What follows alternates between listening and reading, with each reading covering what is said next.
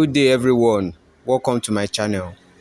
In today's video, I'm going to show you how to change your background wallpaper on Kali Linux.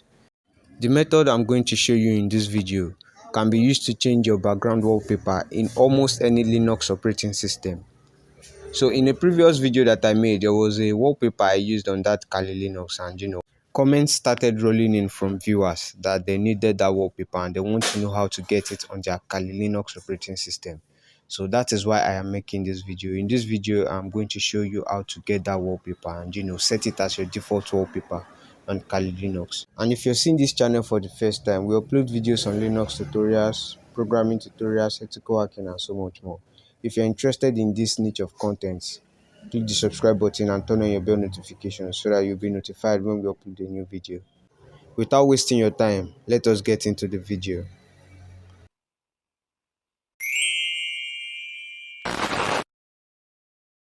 Log into the GUI section of your operating system and right click on your home screen, okay?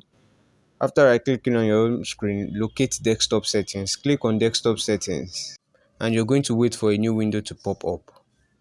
In that window, as you can see, we have different wallpapers of Kali Linux there, and for your information, this is the XFCE version of Kali Linux that I'm using. Okay, this is Kali Linux XFCE, and in the default wallpapers of Kali Linux XFCE currently, this wallpaper is one of the default wallpapers. So this is how I got that wallpaper. Just right click on your desktop and locate this wallpaper, then you can set it as your default wallpaper, and that is it. This is how you change your wallpaper on almost all Linux operating system.